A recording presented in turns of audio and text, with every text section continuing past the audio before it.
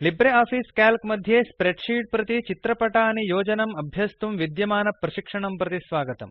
अस्मिन् प्रशिक्षणे वयं चित्रपटानां रचनं, समीकरणं, संरूपणं, चित्रपटानाम् आकृतेः समीकरणं, चालनं च अभ्यसामः। अत्र वयम् उबुन्तु लिनक्स् इत्यस्य 1004 तमम् आवृत्तिं किञ्च लिब्रे आफीस् सूट् इत्यस्य 334 तमम् आवृत्तिम् उपयुञ्जामहे। लिब्रे आफीस् क्याल्क् मध्ये विद्यमानान् विविधविकल्पान् अभ्यसामः। चित्रपटमित्येतत् विचारान् अध्येतृभ्यः समर्थरूपेण बोधयितुं विद्यमानं किञ्चन साधनम्। लिब्रे आफीस् क्याल्क् भवतां दत्तांशान् अनुसृत्य विविधानि चित्रपटानि दापयति। क्याल्क् उपयुज्य चित्रपटानां वर्गीकरणमपि कर्तुं शक्यते। पर्सनल फाइनान्स trackerओड्स् इति पत्रम् उद्घाटयामः। तस्मिन् पत्रे व्यवस्थापितरीत्या एव प्रत्येकं विषयं प्रति उपयुक्तानि मौल्यानि टङ्कयामः। E3 कोशं क्लिक् कृत्वा तत्र 6500 इति सङ्ख्यां टङ्कयामः। तथैव E4, E5, E6, E7 कोशेषु क्रमशः 1000, 625, 310, 2700 इति सङ्ख्याः टङ्कयामः।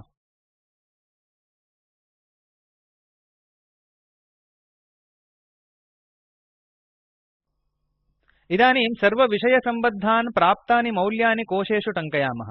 F3 कोशं क्लिक् कृत्वा तत्र 500 इति सङ्ख्यां टङ्कयामः। अनन्तरं F4, F5, F6, F7 कोशेषु क्रमशः 200, 75, 10, 700 इति सङ्ख्याः टङ्कयामः।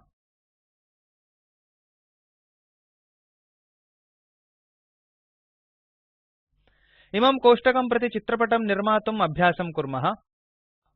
चित्रपटस्य निर्माणात् प्राक् चार्ट् मध्ये योज्यान् दत्तांशान् चिनुमः। SN कोशं क्लिक् कृत्वा मौस् कीलकम् अपरित्यज्य कर्सर् इत्येतत् 700 इति मौल्ययुक्त अन्तिमकोशपर्यन्तं कर्षन्तु। इदानीं मेन्युबार मध्ये विद्यमानं इन्सर्ट् विकल्पं क्लिक् कृत्वा अनन्तरं चार्ट् विकल्पं क्लिक् कुर्मः। विषयसहितमेव चित्रपटम् उत्सर्गतः एव वर्कशीट् मध्ये योजितमस्ति।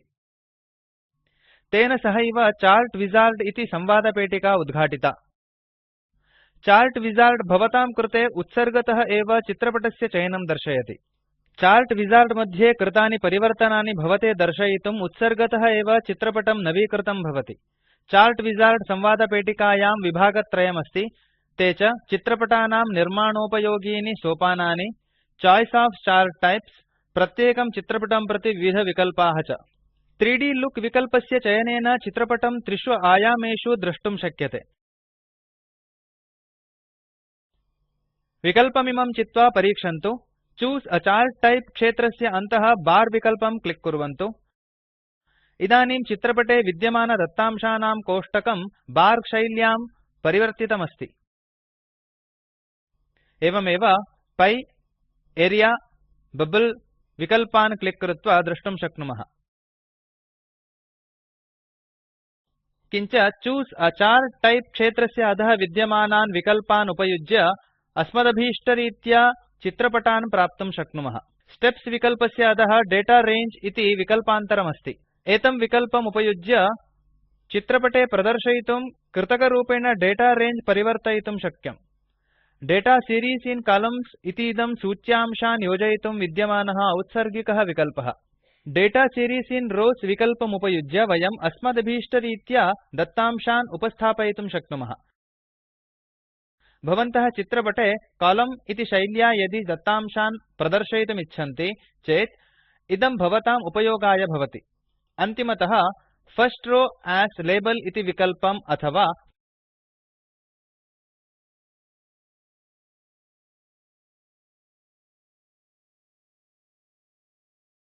फर्स्ट कोलम्न एएस लाबेल इति विकल्पम् अथवा विकल्पद्वयमपि चित्रपटस्य अक्षे लेबल्स् रूपेण उपयोक्तुं शक्यते। दाता सीरीज़ इन् कोलम्न इत्येतत् पुनः क्लिक् कुर्वन्तु। इदानीम् अस्माकं चित्रपटे रिसीव्ड इति शीर्षिकायाः अधः विद्यमानान् दत्तांशान् निष्कासयितुं यदि इच्छन्ति तर्हि दाता रङ्गे क्षेत्रस्य अन्तः क्लिक् कुर्वन्तु। किञ्च $A1 इस् टु $F7 इति गणतः रङ्गे $A1 इस् टु $D7 इति गणं प्रति परिवर्तयामः। इदानीं रिसीव्ड इति शीर्षिकायाः अधोभागस्थाः दत्तांशाः चित्रपटे न दृश्यन्ते। अग्रे डेटा सीरीज़ इत्यस्य कार्यं जानीमः। अस्माकं स्प्रेड्शीट् मध्ये विद्यमानानां दत्तांशानां प्रातिनिध्यं कुर्वन्त्यः पञ्चपङ्क्तीः पश्यन्तु। Add, Remove कीलकानि चित्रपटे विद्यमानदत्तांशानां पङ्क्तीः योजयितुं निष्कासयितुं च उपयुक्तानि सन्ति। अप डाउन कीलद्वयम् उपयुज्य दत्तांशानां क्रमं पुनः नवीकर्तुं शक्नुमः। चित्रपटे विद्यमानदत्तांशानां प्रातिनिध्यं निर्णीय अनन्तरं फिनिश इति कीलकं नुदन्तु। स्प्रेड्शीट् मध्ये चित्रपटं योजितमस्ति। स्प्रेड्शीट् मध्ये चित्रपटस्य योजनं ज्ञात्वा लिब्रे आफीस् क्याल्क् मध्ये चित्रपटानां संरूपणम् अभ्यसामः। फॉर्मेट् सूच्यां संरूपणं कर्तुं चित्रपटस्य आकारं परिवर्तितुं च बहवः विकल्पाः सन्ति। स्प्रेड्शीट् प्रति योजितं चित्रपटं निष्कासयामः। चित्रपटस्य उपरि द्विवारं क्लिक् कुर्वन्तु। चित्रपटं धूम्रवर्णेन आवृतमस्ति। एतेन चित्रपटं एडिट् प्रति सिद्धमस्ति इति ज्ञायते। मुख्यसूच्यां फॉर्मेट् विकल्पं क्लिक् कुर्वन्तु। ड्राप् डौन् सूच्यां format selection, position and size, arrangement, chart वाल, चार्ट् एरिया इत्यादयः विकल्पाः सन्ति।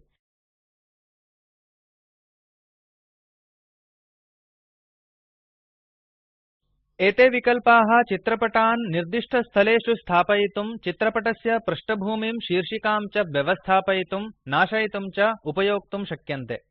वयमिदानीं क्रमेण प्रारूपणविकल्पस्य विषये जानीयाम।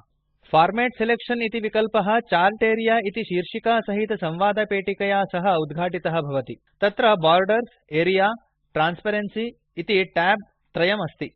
उत्सर्गतः बॉर्डर्स् ट्याब् चितं भवति। चित्रपटस्य परिधेः वर्णं, शैलीं च परिवर्तयामः। तथा कर्तुं स्टाइल इति क्षेत्रं क्लिक् कुर्वन्तु। अपि च कंटिन्युअस् चिन्वन्तु। तथैव कलर क्षेत्रे ग्रीन् उपरि क्लिक् कुर्वन्तु। ओक कीलं क्लिक् कुर्वन्तु। परिधेः वर्णः, शैली च परिवर्तिता अस्ति।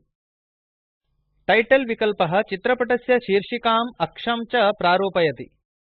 एक्सिस् इति विकल्पः चित्रपटस्य रचनार्थम् आवश्यकाः रेखाः X, Y अक्षेषु दृश्यमानस्य पठ्यस्य वर्णमुखं च प्रारूपयति। एतान् सर्वान् विकल्पान् भवन्तः एव अभ्यसन्तु। चार्ट् एरिया पृष्ठभूमिम् अपि परिवर्तितुं क्याल्क् भवद्भ्यः साहाय्यमाचरति। चार्ट् एरिया नाम मुख्यशीर्षिकया कीलकैः च सहितः चित्रपटस्य चित्रणं परितः विद्यमानं क्षेत्रम्। चार्ट् एरिया प्रारूपयितुं फॉर्मेट् विकल्पं क्लिक् कुर्वन्तु। तत्र चार्ट् वाल चिन्वन्तु। चार्ट् वाल इति शीर्षिकया सह काचित् संवादपेटिका दृश्यते। स्टाइल क्षेत्रे कंटिन्युअस् इति दृश्यते, तत् चिन्वन्तु। कलर क्षेत्रे रेड् इति क्लिक् कुर्वन्तु। वयं गात्रमपि 0.20 cm प्रति परिवर्तयामः। ओक कीलकं क्लिक् कुर्वन्तु। चार्ट् एरिया इत्येतस्य शैली, वर्णः च परिवर्तितः अस्ति। चित्रपटीय अंशानां गात्रं समीकर्तुं चित्रपटं चालयितुम् अभ्यसामः। गात्रं समीकर्तुं चित्रपटस्य उपरि क्लिक् कुर्वन्तु। चित्रपटं परितः हरितवर्णीयम् आवरणं दृश्यते। चित्रपटस्य गात्रं वर्धयितुं, न्यूनीकर्तुं वा तस्य चतुर्षु अपि कोणेषु विद्यमानानि चिह्नानि आकर्षयन्तु। चित्रपटं चालयितुं तस्योपरि क्लिक् कुर्वन्तु। चित्रपटस्योपरि अभीष्टस्थले कर्सर नयन्तु। कर्सर हस्तचिह्नरूपेण परिवर्तितः भवति। तत् क्लिक् कुर्वन्तु। अनन्तरं चित्रपटम् अभीष्टस्थानं प्रति चालयित्वा माउस् कीलकं त्यजन्तु। चित्रपटं चालितमस्ति। पोजिशन एण्ड साइज़ संवादपेटिकाम् उपयुज्य चित्रपटस्य गात्रं परिवर्तितुम् अभ्यसामः। पुनरपि चित्रपटस्योपरि क्लिक् कुर्वन्तु। इदानीं चित्रपटस्य उपरि माउस् इत्यस्य दक्षिणकीलकं क्लिक् कुर्वन्तु।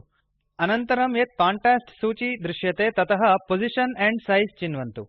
पोजिशन एण्ड साइज़ संवादपेटिका दृश्यते।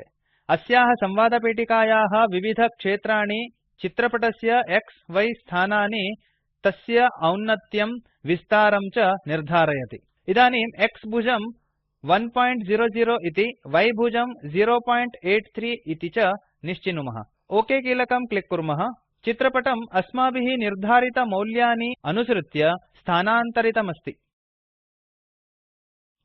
अत्र इदं प्रशिक्षणं समाप्तं भवति